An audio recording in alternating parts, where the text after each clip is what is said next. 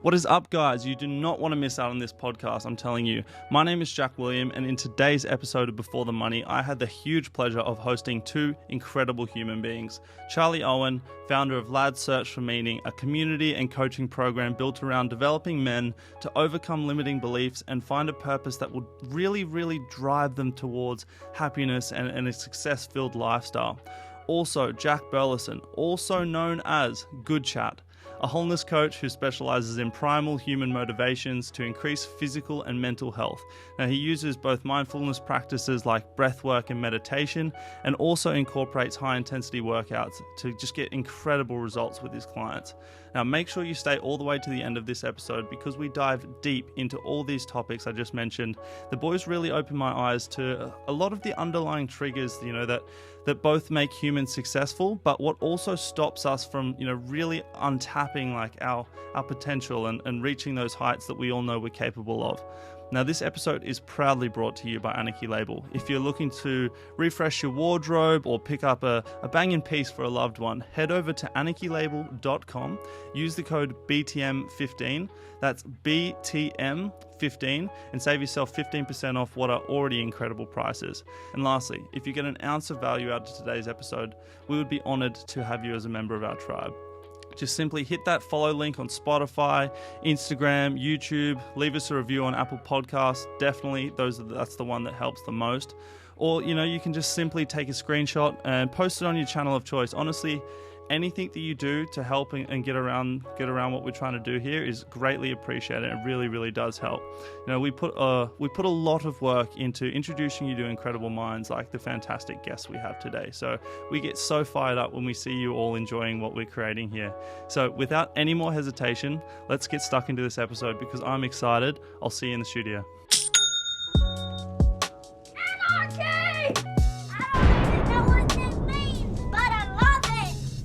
What is up, everybody? Welcome back to Before the Money. We are here with Jack Burlison and Charlie Owen, two legends in the flesh. I am so beyond excited for this one. Their perspective is about to blow your mind. Boys, how you doing tonight? Not too shabby, can't complain.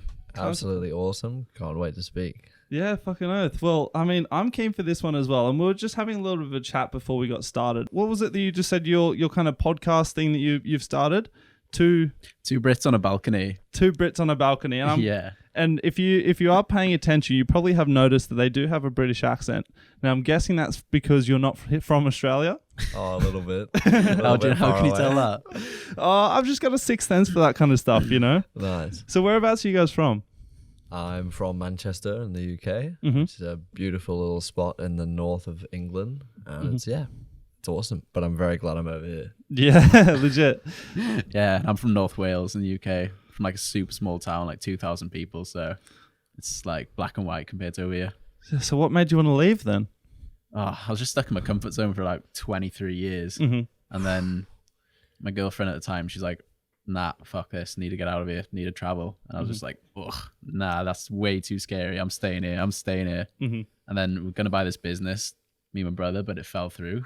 I was like, we're either buying this business or if it falls through, we're going traveling. And the business fell through. And I was like, right, traveling it is. So wow. took off over here. And so that was just a sign from the universe. Yeah, literally. It's like, nah, you do not belong here. So yeah, not you don't belong, but you need to expand yourself, like get out of your comfort zone, get out of where you're from. Yeah. And it was the best decision ever coming over here. It just opens your perspective so much. And I'm so glad I came away. Yeah. So where'd you travel to before landing here on the Gold Coast?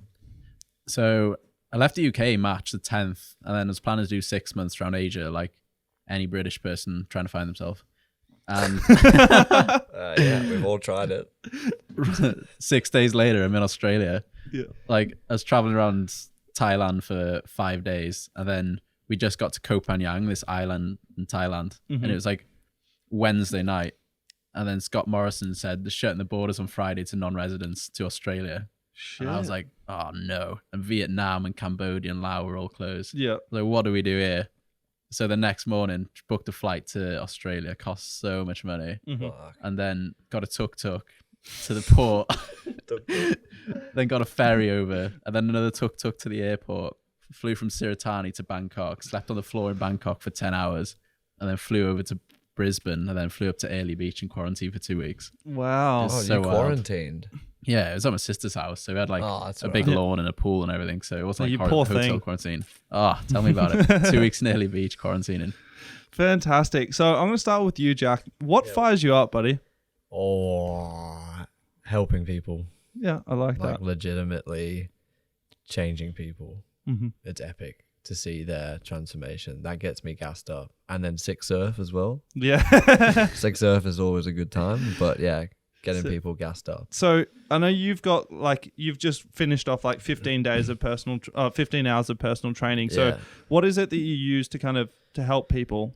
Talk us through that. So about a year ago, I started Good Chat GC, and that was as a result of going down to Cool to Be Conscious and discovering what breathwork was, and it was literally life changing for me. I was like, "Holy cow, we're on here, boys!" And then my girlfriend at the time gave me Breath, the book by James Nestor. I read that, and then that was when it all changed. I started coaching some people in mindset and breathwork, and saw their transformation just after like a couple of sessions, and I was like, what? Yeah. Okay, so I started doing it myself, got into the cold water exposure, and I was like, wait, I have a qualification in personal training and advanced PT as well, so let's merge it all together as one. And then yeah, that was pretty much exactly how it started. Fantastic. Crazy because the breathwork and stuff like that doesn't exist back home. Yeah, where we're so we from. don't hear about this stuff. I was like, for me, breathing back home was just like like everybody does it, but over here it's like you've like mixed Asia and yogic tradition with modern wisdom, you know. That's what I find super interesting about the Gold Coast. It's kind of like it's a wholesome Hollywood. Yeah, You know? legit. But you've got breeding both ground. sides too. Like you have the extreme Barbie doll and Ken, Yeah.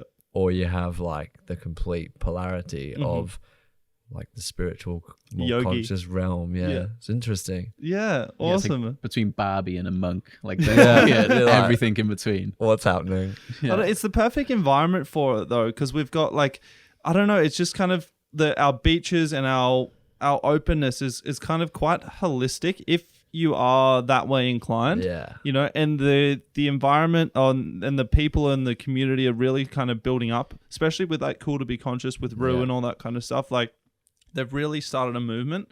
Yeah, for that kind of thing. I agree with that. Yeah. Like, I definitely think that a lot of the way that it's moving now was spawned by them, which was epic. Like, Brotherhood came, Yeah. I was inspired, my ex was inspired, like, and then, yeah, it's just kept going from there. And it's awesome to see all the little branches of the tree starting to develop. Yeah, So, exactly. Yeah, we were chatting to Rue last night. We bumped into him, and we talked about how him kicking off Cool to Be Conscious gave so many other people permission to start what they wanted to do. Because a lot of people have so many ideas they sat on, but they don't believe in themselves, and they see someone else achieve what they want to achieve, and it gives them permission to start, like to get off that starting block. And Yeah. that's what Cool to Be Conscious has allowed for so many small businesses in the Gold Coast. Yeah. And not only that as well, it's like, you know, Cool to Be Conscious was like a community where people that were that way inclined came and they joined perspectives, you know, they collaborated, they met each other, and there's so many different branches off from those connections that were formed, you know, at that group. So Charlie, what is it that gets you fired up, buddy? What gets me fired up?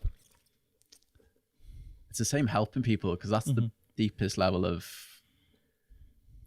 fulfillment you can get as a human, like helping others, because we're born for connection, we're born for helping others, to be in a tribe. And for me, it's putting out a lot of content online and then getting messages from like young lads or mums or anything like that saying, wow, this message you shared really helped. Because the narrative coming out of school, like young lads do not have the mindset to deal with the modern day struggles and everything. Like the amount of young lads who don't even know how to process their emotions after a breakup coming out of school, because and then they go the wrong way. yeah, they're just taught what to think their whole life and never how to think. So when struggles come up in real life, they just don't know what to do about it. So for me, it's just helping people build a stronger mindset, build a resilient mindset, and have the tools and tactics to actually go after the things they want to go after, and like actually protect their mental health to get the best out of themselves. And your business that you're kind of fulfilling that need through is Lads Search for Meaning, isn't it? Yeah, that's right. Yeah. Yeah. So with Lads Search for Meaning, what's your main focus there? Is that kind of you're working with individual clients and kind of helping them inside of like a coach / mentor way, or are you mainly focusing on like broadest content to affect lots of people? Yeah, it's mainly the group coaching thing. Yeah. So it's like I've got a weekly group and just all come on and set goals and intentions each week, talk on topics of mindset and confidence and direction, just all things personal development, things they weren't taught in school. And then building that tribe, building that accountability each week. That makes such a difference. And yeah, just sharing that through a lot of content and getting lads into a group and helping them on a one-on-one basis with like deep-rooted negative emotions and traumas and stuff like that through NLP coaching techniques. But it's mainly the group stuff. Yeah, fantastic. Yeah. So just real quickly, for anyone listening who isn't familiar with what NLP is, because that's a big part of your technique. What is NLP? It's neuro-linguistic programming. Yeah. It's basically going deep into the unconscious mind, because a lot of therapy and stuff, it just deals with the conscious mind, just asking questions, and it like pats people. And you just bring it up. Yeah. You just like, what do you do with it once you've brought it up? Yeah. NLP. Whereas NLP, you can dive deep into the unconscious mind with so many different techniques and actually reframe and repurpose like old events, because old events happen to us, especially between 0 and 7. That's the imprint period. That's when there's no gap between the conscious and unconscious mind, so everything just comes in. And then we attach meanings to situations that happened back then, and it sticks with us all our life. So we've got adults growing up, like adult children, like still with children problems. So these techniques go really deep into the unconscious mind and actually lets people see situations from a different angle and reframe what it means. So it fixes, it's incredible the results it gets. I love that. Like both of you, like your purpose, and I can see it, like it really drives you helping people. But I want to know why, because there's lots of people that, that love the idea of helping people. And, in some ways it's like a bit of an ego boost when you're kind of helping people and stuff like that. But what was it that drove you to be driven in that sense? It's like a hugely deep question. We've got time. Yeah. So a lot of what we talk about when we're talking is reflections. And a lot of times when you're speaking to people, you get a lot from it when you're teaching them, because then you end up teaching yourself, and you're like, you have these amazing mirror images and you're like, oh my God, like we're actually really similar. But the reason that I started doing it was because of my upbringing. Like as super middle class, very well off from a young age, but a lot of stuff happened. Yeah. Like affairs and family issues and stuff like that. And now I look back on it, I don't regret any of it. And I love that it happened to a degree, because I can offer so much value to someone who might not know how to deal with that kind of thing. And I went through it quite young. So, and that was one of the reasons that I actually left the UK, because I was like, I don't want to be around this stuff anymore. I love my family and stuff, but I want to be out here and be able to teach and help people who don't quite know how to handle that kind of thing. Yeah. Yeah. And is it at all kind of triggering for you when you're, say, dealing with a client that's been through something similar to what you've been through? Does that put you back in your original kind of emotional state at all? Or So, I mean, it definitely used to, and I used to get a lot of stuff dredged up. Yeah. But the more that I developed my mindset around it, and the one major thing that I understood was actually from a film in Good Will Hunting. Yeah. When he's like, it's not your fault. I was like, fuck, it's not my fault. No. Like, it just is, and it just happened. So yeah, I used to get big like dredges up of emotion. Yeah. But then once I kind of realized that it just kind of happened and you can just deal with it. I did a lot of inner deep work myself. I went to a private event with Rue and Ryan when they were first getting going. Yep. And we went deep and pulled up a lot of stuff, but they also taught me how to deal with it. So that kind of thing builds your mindset so that you don't take on other people's emotions as much as you. Yeah, because that's the thing, like in fields like you guys, like when you're helping people get through these big emotional barriers, like because you are so empathetic, you can take on board a lot of their problems because you're so driven by the want to help, like you can get caught up in wanting to take on other people's problems. And like, yes, that is beneficial in a sense, but at the same time, it's like if you're weighed down by everyone else's problems, then you're diminished in your ability to actually help them. Absolutely. You have to set boundaries for people coming at you with their problems. Yeah. And being empathetic is just like embodying their patheticness. Yeah. Okay. Whereas if you're compassionate, you're like with them on the mission of getting better. Yeah. Rather than being empathetic and just taking on their problems and taking on their emotions. You get way down. I remember like a month ago, I used to spend like an hour or two in Messenger. I'd have young lads message me like with depression, anxiety, suicidal stuff, and long messages. So you can't just reply quickly. So I was spending so much time and so much emotional energy there. I was just absolutely drained. Yeah. And it's ridiculous. You have to set up boundaries. Like more so for you as well. Like let's go back to the original question: is why was it for you, Charlie, that kind of pushed you into that space? I think everyone deep down wants to do better than their parents. There's like an underlying motivation there. And I've had a pretty good upbringing. It's been pretty steady, to be honest. Taught not to take risks and all that. And then growing up, the one thing that really motivated me was a process I did not long ago called Dickens process. What's that? It's a visualization meditation. It's so intense.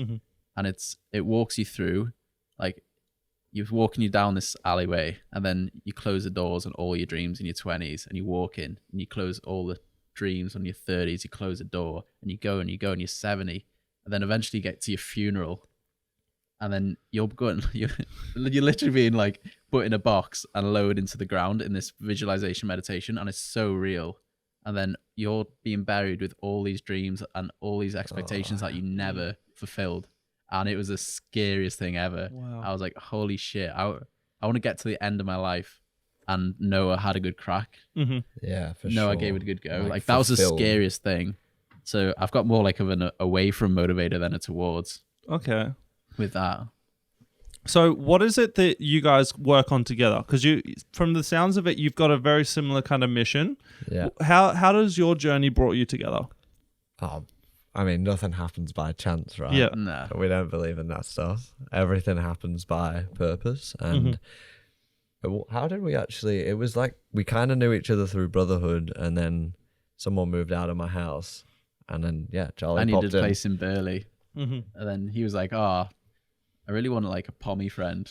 I was manifesting, like I was like, I'm pretty sick of not having anyone from home around me. Like I ran away from it, but I really like home still. So it'd be sick to have someone here. Yeah, then I moved down. I was looking for places down in Burley, and then I went to see the house, and the owner was like, I had like 200 requests for this room because it's in the middle of Burley. I was like, holy shit. And then he's like, there's two lads that already know you from here, Jack and Lewis, they go to Brotherhood with you. It's like, perfect, a little way in, like put in a good word for me. Yeah, and just moved in. It's just been the best. And then from there, like getting to live with people that are switched on in that way, like me, Lewis, and Charlie, and then we have a chick called Sylvia she's super woo woo, but she's cool as well. Yeah. And then it's just been nice to have like, I work best personally around male masculine drive, and Charlie has that a lot, and I'm like enthralled by heaps of what Charlie does, and then that motivated me as well so much. So we just got talking, and we were like, let's do something. Let's make a difference. Yeah, absolutely. I like that. Environment's so important. Yeah, like who you live with. Literally, it's such a multiplier. They'll either 10x your growth or absolutely make you do nothing. And it's like the momentum thing. Once you kind of start, and we started getting the ball rolling, and we were like, we've opened a huge can of worms here. Let's go. Yeah. There'll be days when like I'll be flying with business stuff, really happy. Jack will be like, oh my God, I hate my life. And then we'll switch completely. I'll be like, I hate my life. And he'll be like, fuck, what a good week this is. And we just constant polarity. But then sometimes when we meet in the middle, we're like, oh yeah. Yeah.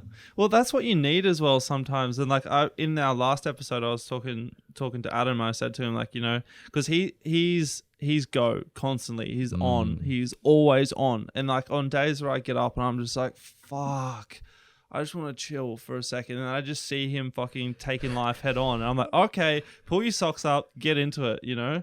So you need that kind of environment. You need that energy around you to kind of help pull you along. Absolutely. Like I say it all the time. It's like success is a team sport. You know, no one gets there by themselves, you know, and you can look at that from whatever angle you want, but it requires the energy of a group. And we've all kind of become friends through brotherhood. Tribe. And 100%. It's the tribe. It's the joint force. It's that, what's the word I'm looking for? It's that, you know, collective. that collective collaboration. 100%. I could literally go on about this for hours. So I'm heaps into like primal nature of humans and how we're all animals and how we all do everything to aid our survival. It's literally what I work with.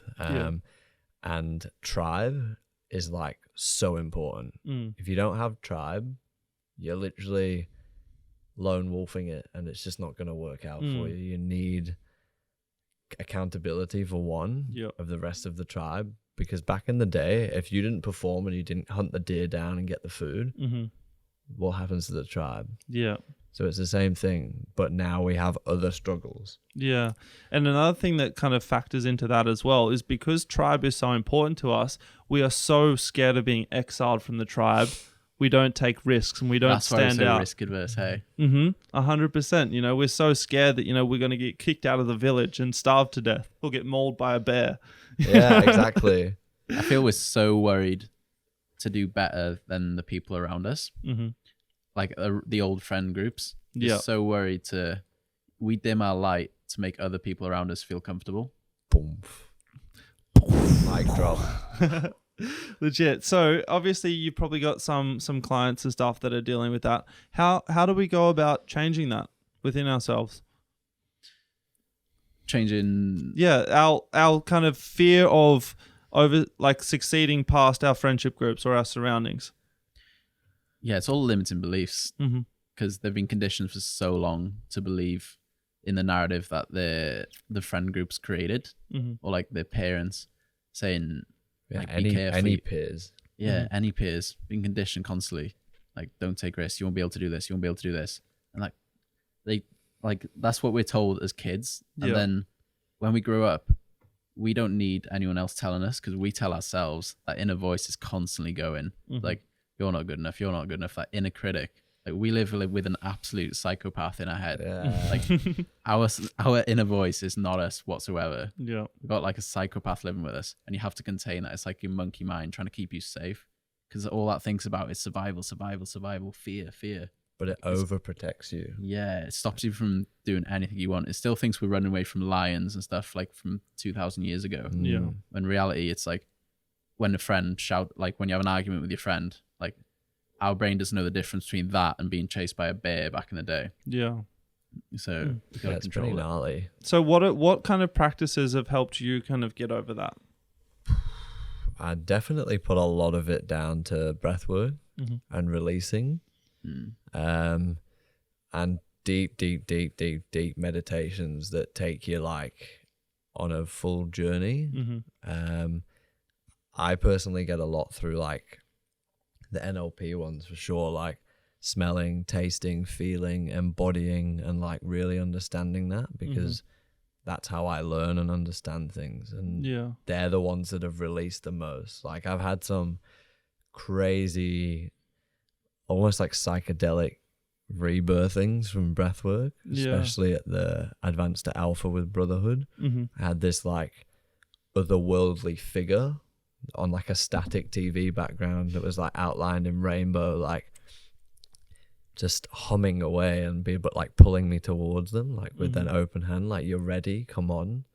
And then Jacob Major from Cool to Be Conscious like pinning me down because I was like writhing everywhere on the floor. So I'd definitely say breathwork for me has changed the game. Was that through holotropic breathwork? Is that what that was? Yeah, it was. I don't know what Jacob put us through that day, but it was after a 48-hour fast. And we were super receptive to all things spiritual, and I had a very large awakening that day. So I can put, honestly, a whole heap of it down to breathwork. So for anyone that's listening, and I know there's going to be lots of people in our audience that maybe they're rolling their eyes right now, or maybe they're open to the idea of kind of breath work and meditation and stuff. They just haven't taken that plunge. What was it that first persuaded you to get set down that path of breath work and finding yourself and looking within? I think I had this chat with Kato the other day about intuitively, I've always kind of known that there's more to life than just what we're told constantly. And I did a lot of free diving when I was out in Indonesia a few years ago, down in Gili T. And that was when I really got into breath. I was like, wow. And then, met a girl. She took me to Cool to Be Conscious, started breathing. And I was like, holy hell. Like, I used to do drugs all the time back in the UK and like in Australia and stuff. But then I was like, you don't need those things to get that kind of high. You can literally create it for yourself. And we have everything we need within us. Yeah. And all it is breath. So breath is life force, right? Mm-hmm. It's the first thing you do when you come out of your mum. Mm-hmm. Inhale. And the last thing you do before you die is exhale. It's what gets us. It's our life force. So if you can tap into it, who knows what could happen. Yeah. That's what you do in between those breaths. Yeah. It's just gnarly. So. And it's crazy as well. So for anyone that's not familiar with what the pineal gland is, it's like this little lobe, peanut looking thing in the front of our brain. And on kind of a scientific level, it's responsible for our human to human connection, basically. So what happens in certain breath works and all that kind of stuff, it actually releases small amounts of DMT from the pineal gland. If you haven't heard of DMT, it's like a lot of people call it like the what is it, like the spirit molecule? The spirit molecule. Yeah, because it's like an intense, euphoric, almost like Passover experience, like when you're walking towards the light at the end of your life, basically. So through breath work and other things, like you can actually release small amounts of DMT naturally, exactly, without the need of all psychedelics or MDMA or whatever your drug of choice is, basically. And I was reading this article as well not too long ago about these monks in Japan that would go up into the caves and for like 10 days or so, because after about 4 or 5 days without any light stimulus and just in deep meditation, the pineal gland starts to release DMT. Wow. And they are literally in like a solid trip until they get light stimulus. So they could be in there for like 5 days constantly, even while they're sleeping, in a full-blown trip. That's crazy. And what a lot of them kind of said is like, even when it was pitch black, the DMT allowed them to see what was around them. You know, they could see as if they were like, you know, had night vision essentially. And then another thing that they said is like, whenever they encountered an obstacle that was frightening, if they tried to run away from whatever it was that was frightening, that would get worse. But the second that they turned and faced it and dealt with it, it disappeared, or it became something so beautiful. Wow. And I feel like that was a really nice analogy to life as well, because we're faced with these burdens or these demons constantly. And if we try and run away from them, they manifest and grow stronger. Oh, yeah. But as soon as we turn around and face them and just say, I've had enough, they become nothing in a lot of ways. Yeah, you know, that's exactly it. Facing your demons. That was a whole meditation for me. Because when I first started, I moved in with a friend and he was like, you got to try meditation. I was fresh out of a 7-year breakup, 7-year relationship. And he was like, you got to try meditation. I was like, fuck that. That's for hippies. He was like, nah, sit down, try it. And I couldn't sit down for 2 minutes in my own thoughts. And I was going through all these emotions and I was suppressing these emotions with alcohol, cocaine, and Tinder for like months. And it's just not a good way to go. Like, it'll come up. You just suppress these things and it comes up in every other area of your life. Comes out everywhere else. Literally. It's like having a beach ball, trying to push it underwater. And like eventually it's going to pop up at the other areas of life and you'll just blow up. Yeah. So being forced to sit down with your thoughts and actually deal with what's going on in your head and be comfortable with what's going on in your head, it lets you process it and you become intimate with yourself and you actually understand yourself and see what's going on in your head. Because we just try and forget about it, but it's the back of our head. But it's still there. Somehow it still needs processing. Burst through. Yeah. And it almost creates a lot more stress when we don't deal with it. When it's like 100%. Lingering, you know. We can distract ourselves with podcasts or music or YouTube or TV, whatever the fuck you want to distract yourself with. But until you deal with what's like going on in the back of your mind? We both just read a book that I'm gonna drop a seriously good recommendation right now. The Untethered Soul by Michael Singer. Charlie's reading it. One of our housemates read it. He's super into medicine and now he's all like soul. Yeah. It's amazing. I read it when I was going through a breakup, and one of the main takeaways for it for me, I don't know if you're at this point, so I'm sorry if I spoil it, but whatever. It's about the thorn in your side. So all these problems that you have in your life, you can imagine them as a thorn in your side. And what we do is, instead of dealing with it, is we start to wear a thicker t-shirt. Then it manifests and gets more infected. Yeah. Then you're like, oh, I need to protect myself more, so I'm going to wear a big puffer jacket. Yeah. Now I'm going to walk around in a cage. And what you've done is you haven't dealt with the problem. You're just trying not to nudge it because you know it hurts. Yeah. So you just keep building your whole life around it. And then what happens is no one can come close to you anymore because you've literally put your walls up that thick and that deep, and your cage is huge. If someone hugs you, it'll touch the thorn, it'll hurt You're like, you. So you just, why would you do that? But you can make the decision to pull the thorn out. Deal with the emotions right there, rather than letting it build up, and it come out in every area of your life. You can just decide to pull that thorn out. It's literally a decision. Yeah. Turn and face. Yeah, it'll hurt in the short term. It'll be uncomfortable in the short term, but long term, it'll pay off massively. Amazing. Well, that's a beautiful way to end our first segment. Ew. Thank you, guys. This has been fucking awesome. I'm excited to jump into this next section. Fuck yeah. If you're listening and you've got an ounce of value so far, please take a quick screenshot, post it on your channel of choice. We're trying to spread a really good message with fantastic people. We will be back in just a second. Thank you, guys. Oh, god damn. We are back after a very short break, and I mean short. Like, these boys are ready to go. They didn't want to take a break. They was like, let's fucking go. We're rolling. Talk. Legit. Philosophy's flowing. Yeah, legit. So what we're talking about the cage, we're talking about the thorns in the side. Yeah. Don't try and hold them in, because they will they manifest as other things. Like, it's not just manifesting as like shitty thoughts and being angry all the time, but like they can... If you believe in anything to do with like the quantum field, I don't know if anyone knows what that is, but Enlighten us. The quantum field is we're all energy, right? So if you imagine a solid particle back in Einstein's time, he was the theory of relativity. They're now talking about quantum, which is there's actually more energy between the proton nucleus and electron than there is solid space. So it's like 99.9999999% space. No. And like 0.00 whatever, one solid. So technically everything is energy regardless of what you believe in. So based on that, things have different frequencies. So negative emotion, which is just energy in motion, has different frequencies. So depression has a certain one. Love has a very high vibrational frequency. It's beautiful to listen to the sound of love. If you've ever done it before, it's awesome. And basically, if you keep vibrating or have vibes of a lower frequency, you open yourself up to a lot of bad stuff like disease. It's actually called dis-ease. A lot of it comes from pent up negative emotion that manifests in different ways in your body. If you have a sore left foot, go and look up why you have a sore left foot spiritually, and it'll give you a pretty good reason as to why. It'll be something in your feminine that's not going right, and something with your mother and all that kind of stuff. So yeah, it's interesting. Wow. That's where good vibes comes from. Yeah. Bad vibes. She's good vibes, good vibrations.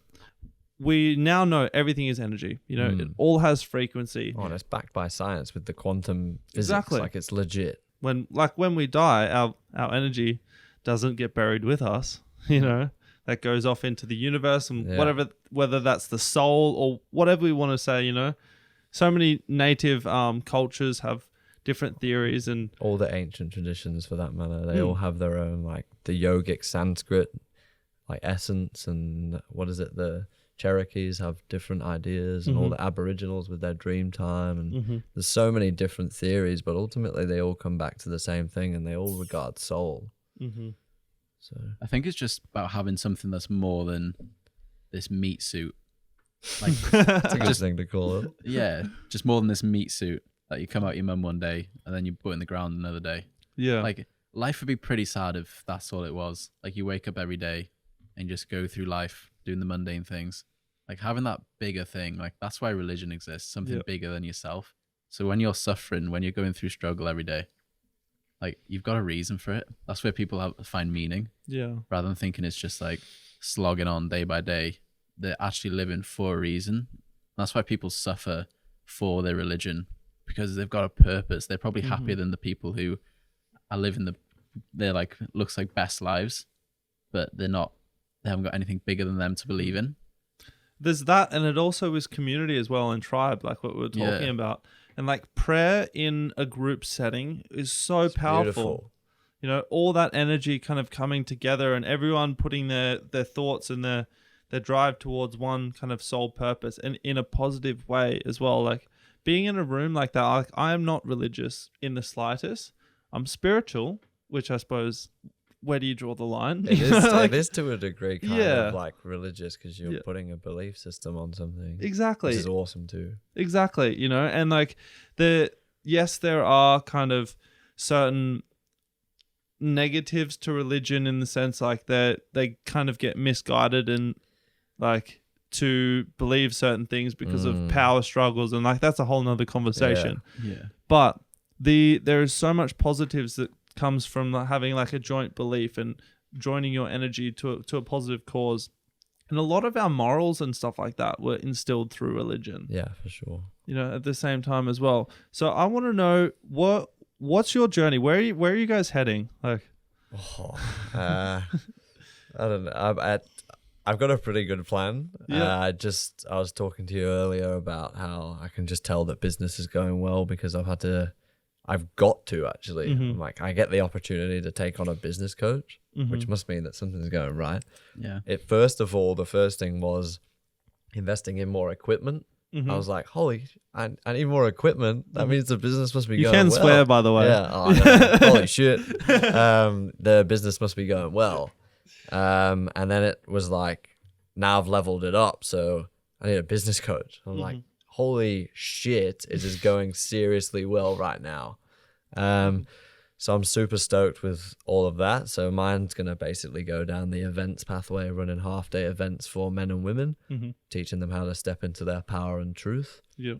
Something I struggled with and had to learn the hard way, which is interesting, but it's good. And there's a lot of all the holistic movement coaching through calisthenics and gymnastics, and also coaching mindset through movement all at the same time. So that's the kind of path that my journey is going to take 100%.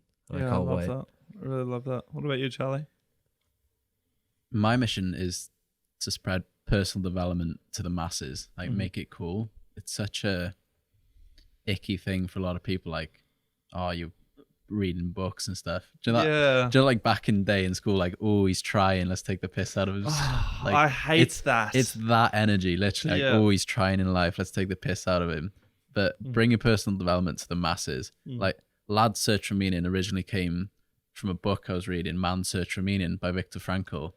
It was him in Auschwitz back in World War II, whenever it was. And he was going through immense suffering. And he didn't let any of that get to him because he realized he can control his thoughts. He can't let the external things control the internal. And it was that sort of concept I wanted to bring into like the modern day. So it's Lad's Search for Meaning. So I'm going to write a book one day, and that's how I'm going to spread the message. It's going to be Lad's Search for Meaning. And going to do world tour, just spread the message completely, and get the word out there. Yeah, fantastic. I love that. Hey, and it's so exciting as well, because at the moment, like we can have goals and we can have ambitions for where we think we're heading.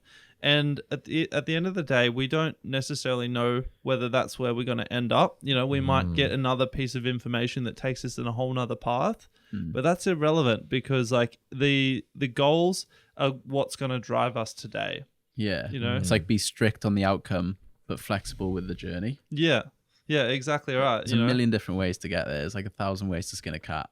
Yeah. As long as this cat's skinned in the end. It doesn't matter. See, this is what I mean. When we sit on the balcony and we have these chats over our cheeky acai bowl in the morning, like he just drops fire Yeah. constantly. And I'm like, Analogies. oh, true. Yeah, I just had like a beautiful image of a nice, cute cat being skinned. Love it. Yeah, awesome. That's great. Don't fuck with cats. Yeah, legit. So we've got we're moving kind of towards the end of this here. We've got 15 minutes left.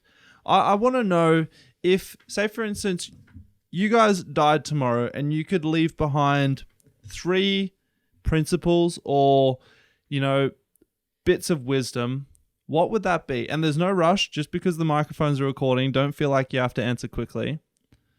What would you leave behind? And it would live on forever. We've got time. Knowing that it'll all work out in the end. Mm-hmm.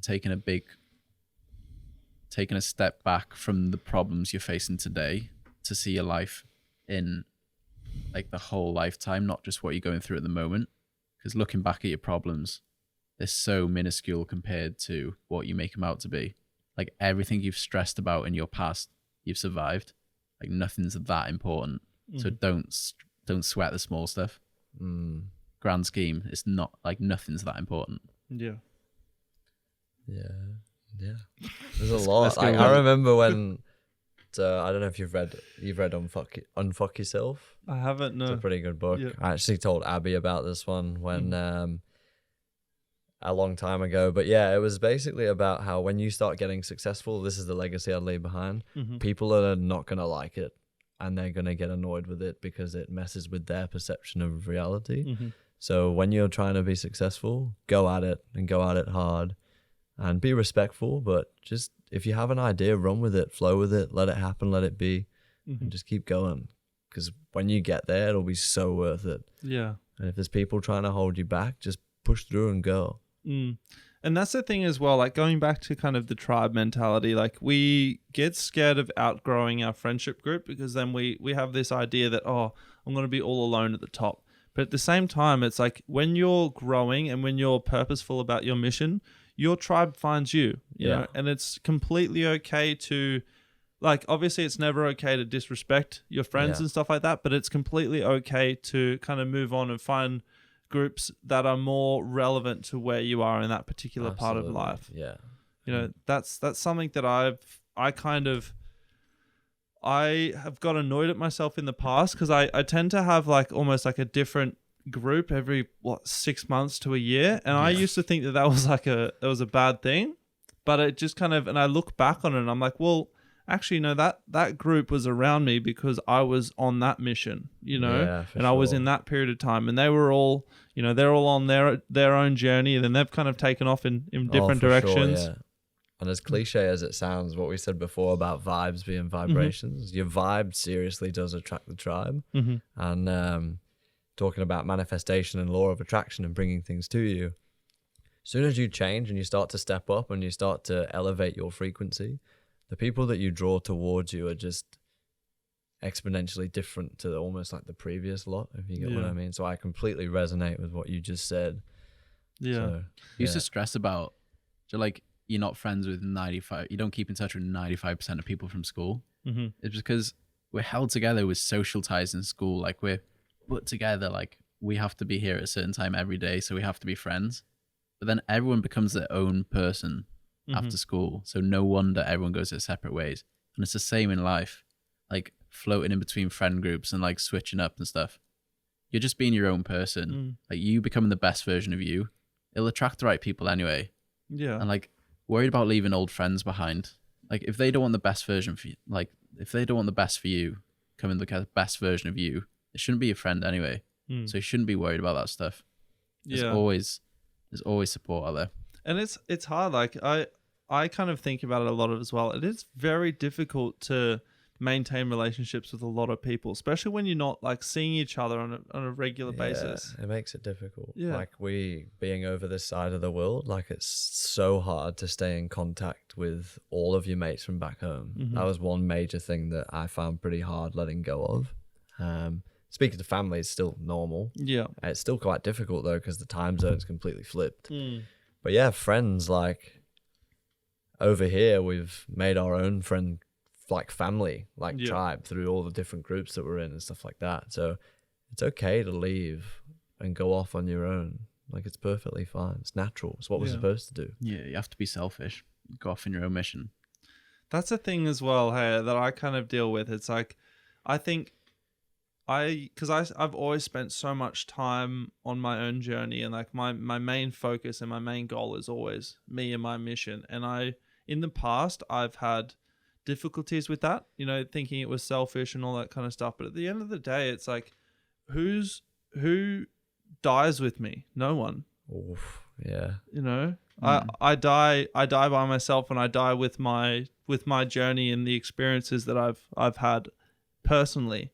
Obviously, it's extremely gratifying to share those experiences with people, but at the end of the day, it's like I'm going through this journey of life as a solo being that is interacting with other energetic beings around me. Yeah. You know, you're going to go off and do your own thing. Yeah. You're going to go off and do your own thing. You know, we might meet up somewhere in the world at some stage. And if we can collaborate, woo, fantastic. Yeah. But if you have to compromise your dream to work with me, you're not going to be happy with that. And eventually that's going to rub off on our relationship. Yeah. You know, so it's like, at the end of the day, being selfish and respectful is the best thing you can do for the people around you. I think it's, what you said, owning your truth from the offset, like clear intention from the start. Yeah, is definitely the best way to be. I've learned that the hard way. I'm not perfect, just saying. But yeah, it's definitely amazing once you know the intention of your relationship. It's sick. You can't really go wrong from there, right? So many people just play small to fit in. Yeah. Out of fear of losing the tribe. That's why so many relationships fail, because people outgrow each other. But then relationships also go on longer than they're supposed to, because they think they're supposed to grow together. Yeah. Where actually they're two sovereign beings, just happen to be on the same journey at the moment. But if one outgrows the other, or they're both going in separate directions, it's bad for both parties to stay together. Like, it's going to hurt in the short term, but it's going to hurt a lot more spending years with the wrong person and not doing what you actually want to do, because that's going to turn into a bad marriage. Yeah, it leads to resentment and all that kind of stuff. Yeah, because a lot of people, and I feel like I definitely had that in my last relationship. My ex-girlfriend and I were together for 7 years, and we were like best mates before we entered a relationship. So that's kind of what made it hard for us to separate, because that friendship and that love was still so strong, but our lives were pulling us in different directions. You know, our ambitions were going in different directions, and we just didn't want to. We were unwilling to go through that short-term pain for what we both knew was the best outcome. Oh, mate. Oh my God. We've sat on many a hill and spoken about this together, because God, I was in a very similar situation, which we won't go into. But yeah, I understand and hear you on that 100%. Yeah. It goes on so much longer than you're supposed to. Yeah. You look back like, wow. Like, fuck, I was people pleasing. Your dog. Your dog. Yeah. You literally catch yourself people pleasing. I'm supposed to be conscious. Yeah. I know, but and that's the thing as well. Like, and you guys probably see it a lot. Like, it's so easy to spot stuff in other people. It is so hard to turn the mirror on yourself and see it within yourself, you know? People are just projections of yourself. Like, what you don't like in other people is what you don't like in yourself. Like, what triggers you in other people is what you're actually denying. Like, your denial of what other people are doing, the things that trigger you, is what you need to fix in yourself. Clear the projection in yourself, because you're not going to change the external world. Like, there's so many different factors that change the external world. You can't change other people. You can only change yourself. Change your glasses. Yeah, you're going to keep getting upset with different situations. Whereas if you just sort yourself out, then you won't. Yeah. Yeah, for sure. I got to stop getting angry at people that don't take off quick enough at red lights. Oh, shit. Little things like that. Where's that projection in you? Like, what am I doing? Am I that person that's on my phone at the green light? Yeah, legit. I think so. Yeah, and that's the thing as well. Like, you know, from time to time, you probably are that person. Yeah. You know? So when I first kind of moved to Sydney, I went down there with like the intention of, you know, completely revolutionizing myself. This was like very shortly after grade 12. I'd spent probably a year and a half just hermiting myself, working on my business. I didn't have interactions with people, and my emotions were quite monotone. I was a very flat human being. I wasn't upset by anything, which I thought was a good thing. But at the same time, I was never really overly excited by anything, which obviously isn't a good thing. So when I moved down to Sydney, I read my first book, and that just opened up a wormhole, as you guys probably know. What book was it? What was it? The Subtle Art of Not Giving a Fuck. Oh yeah, I read about That's half of foreplay for personal development. So People good. get into it, isn't 100%. it? 100%. Get you lubed up. Yeah, that's exactly what it Such a was. book. And then after that, I was reading I was finishing a book every 3 weeks. Like, I was just going mental on it. I'm still very much in that kind of pattern, which I love. You know, it changed my life. But one thing that really changed my life as well was I started microdosing psilocybin mushrooms. Oh yeah. And one thing that happened there for literally like the first 2 weeks, I felt like in terms of emotions, I was like, 1 minute I would be, you know, extremely happy, ecstatic, and then the next minute someone would send me an email that was just completely okay, but I would read into it like insane, and I'd just be so triggered. And then next minute I'd be like driving, jamming to my favorite song, and then someone like stops a little bit earlier than they needed to, and I was just flip my lid. That And it is was so just like me. this insane roller coaster Yeah. of emotions. But what happened after like 2 to 3 weeks, it kind of leveled out, and now I can notice like the emotions that I need to have in certain instances, and I can kind of be that within myself, whatever. Like, I feel like I understood my emotions a little bit more. Sure. That's than life. All life is 100%. emotions. Like back home, I remember I didn't get that happy and I didn't get that upset. Yeah. Everything was You just, yeah, flatline. monotone, like you Whereas said, like black and traveling white. over here, the last year or so, I've never cried so much, but I've never been so happy at the same time. Yeah. It's such a roller coaster. Like, you're hardly in the middle. You're either like, oh my God, I'm missing home, I hate my life, or it's, oh my God, Australia's the best thing ever. Mhm. You're very rarely in the middle. And And that's what life is. it's That's the so experiences. peaky and trophy. But what you just said Yeah. before, like with emotions and stuff like that, it's so important to learn how to be the observer. And Yeah. like, so the first thing is from that Untethered Soul book is Mm-hmm. the psychopath that's your inner voice is you're not the inner voice. You're the one that can hear that voice. Mm. So when you feel anger, doesn't mean you have to act angry. You just feel it, Mhm. let it in, be like, oh yeah, observe it. Why am I angry? What do I? You don't have to act it. It's just an emotion. It's just let it flow through and just observe. So Because all those emotions that we get, they're fuel. They're fuel for whatever we need to act upon in that certain situation. There's a reason why our mind triggers us in that way. Is because, like, you know, if you're anxious, it means there's something you need to take care of. You know, it's driving you to take action. Same as anger, you know, you're angry because it's driving you. It's giving that emotion. It's giving you that hormonal spike to take action on whatever you need. Doesn't necessarily mean you, like you said, you don't have to embody that emotion. You just have to harness it and use it. It's like the art of listening to your body. Mm-hmm. Like, you're not your emotions. Your emotions are just calls to action. Mm-hmm. Like depression, it's just your body telling you that something in your life isn't right and you need to change it. People think, oh, I'm depressed, I label myself, I'm broken. But actually, it's just a call to action. It's like your body's telling you something's not right, and you need to listen to it. You need to change your routine. You get enough sunlight, human connection, exercise, nature. Like, most people aren't, or like drinking enough water even. Yeah. Like, people aren't doing those 5 things, and they wonder why they're depressed.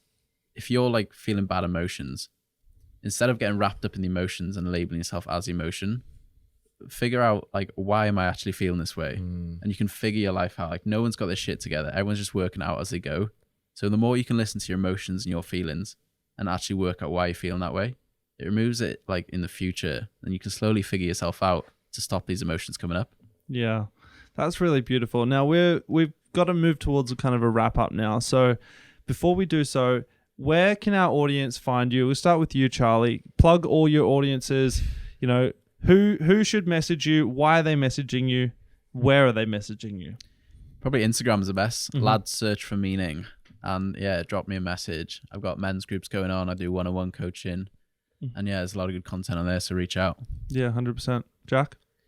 same as on Instagram. We've got Good Chat GC. I'm training out of Body HQ now in Burley as well. And we also have the Women's Empower Camp Gold Coast page. They're all on Instagram. And yeah, let's do it. Search me up. 100%. I'll put all the links in the show notes below. You'll be able to find that super easy. If you did enjoy this chat with these two very, very inspiring individuals, please take a screenshot. I'll ask you again. Post it on your channel of choice. We are trying to spread a really good message because, as you guys know from our Instagram bio, success is not about the things you achieve. It's about the person you become. And, you know, I get super fucking inspired when I have people like you sitting on this sofa because, like, that was a fucking awesome chat. Mm-hmm. That was a good chat. Good chat. That's why the name exists. Epic. All right. Thank you so much, boys. I really appreciate it. Quick refresher. We've got Lads Search for Meaning on Instagram, Good Chat GC on Instagram. And this has been Before the Money. Thank you so much, guys. Thank you, brother. All right. Thank you. Peace. See ya.